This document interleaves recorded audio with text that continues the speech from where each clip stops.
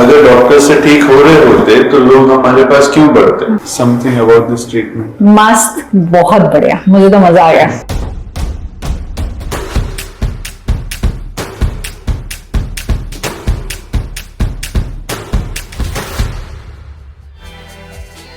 Hello ma'am.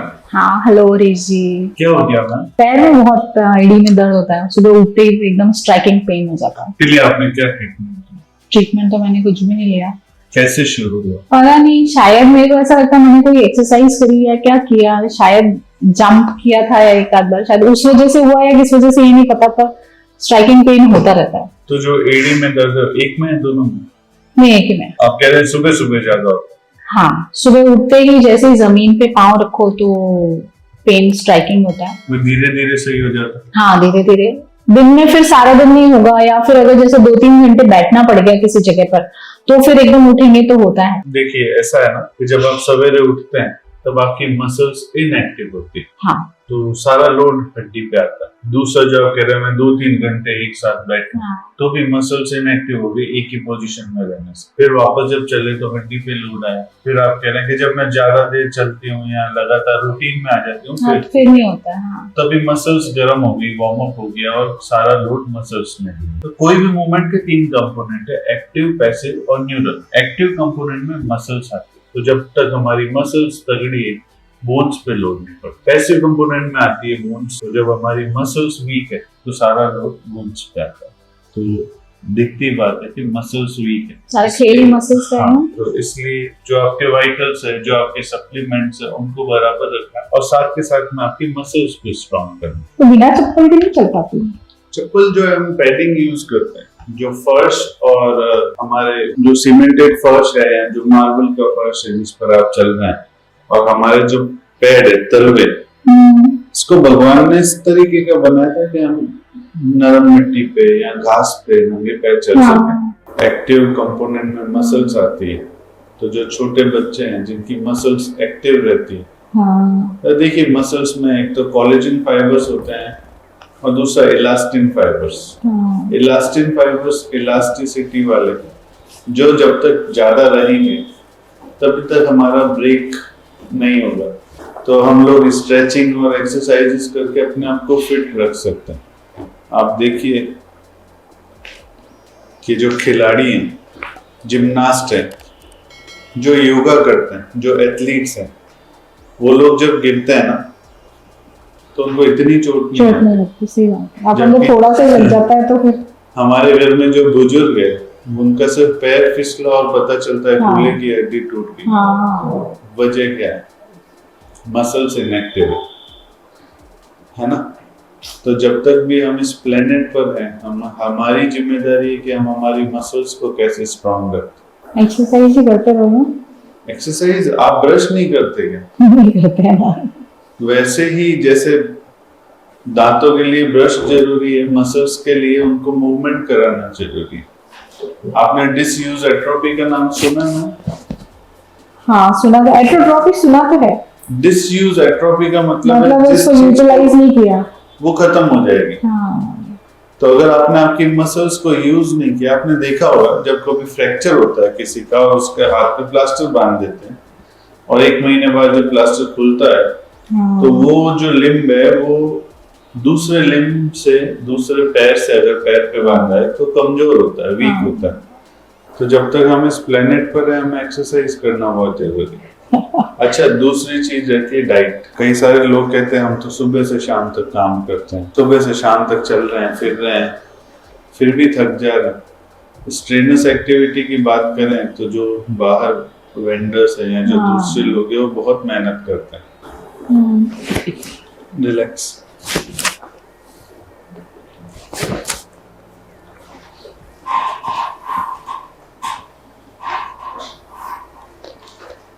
अरे वाह।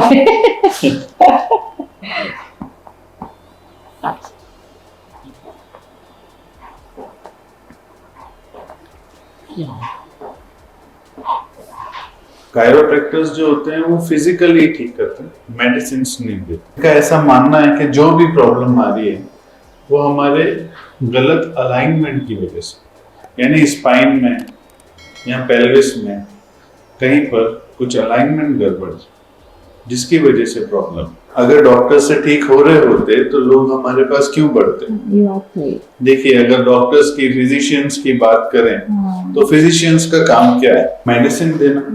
Medicine देना, डायग्नोज करना। हाँ, तो अगर वो मेडिसिन दे रहे हैं आपको, तो उनका ऐसा मानना है कि सिस्टमेटिक कोई प्रॉब्लम है, वो मेडिसिन दे दीजिए और ठीक हो जाएगा। कायरोप्रैक्टर सोचते हैं कि अलाइनमेंट में कोई प्रॉब्लम है, तो आप अलाइनमेंट से कर दीजिए, प्रॉब्लम सॉल्व हो जाएगी। सही बात है ना? तो हर कोई अपने प्रोस्पेक्टिव से देख रहा है। ये बता, मेडिसिन तो फिर है ना कहीं ये इम्पैक्ट तो डालती है। देखिए, जब भी आप खड़े होते हैं तो आपका एक पैर पर लोड ज्यादा होता है, दूसरे पर कम। महसूस किया है आपने?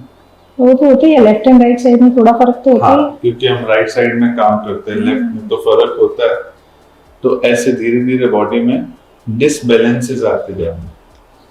तो ये कोई मेडिसिन से ठीक नहीं हो सकता। दबाई,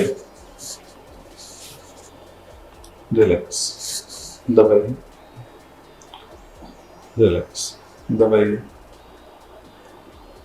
रिलैक्स, दबाई, जोर से, relax, relax, relax. All is well? हाँ, रिलैक्स योर बॉडी। ये हार्मोन्स जो है, प्लेजर हार्मोन्स जो है, वो रिलीज करती है और हमें अच्छा लगता है। आपने देखा होगा ना, घर में बुजुर्ग होते हैं, जब भी आप उनके पास जाते हैं, उनके हाथ पैर दबाते हैं, तो उनको कितना अच्छा लगता है। वजह यही है।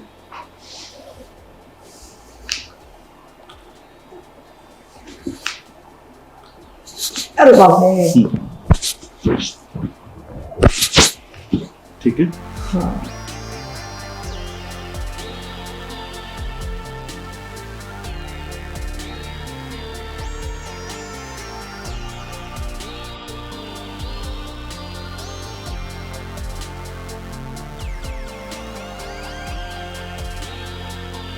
How does it feel? Relaxing? बहुत मस्त।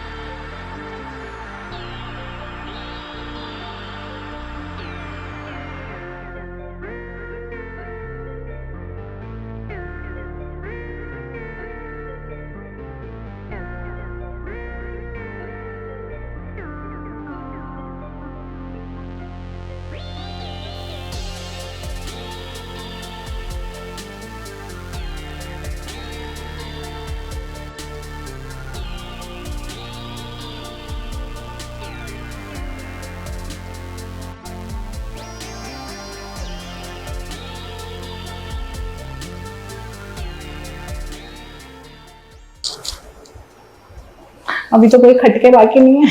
क्या है? आराम आया ना? हाँ। इस तरफ घूम जा, घूम जा, रिलैक्स, लूज छोड़ो। अरे इस तरफ, इसको सर के पीछे कौन अपने इस तरफ घूम जा।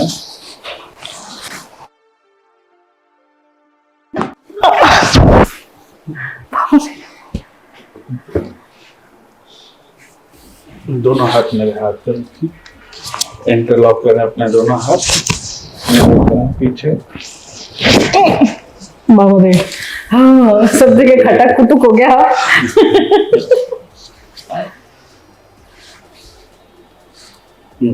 बस बस बस। अब कैसे लग रहा है? मस्त, अच्छा। हाँ, नहीं नहीं नहीं नहीं नहीं नहीं चिंता हो गया। हाँ, तो कुछ बाकी? Something about this treatment? मस्त, बहुत बढ़िया, मुझे तो मजा आ गया।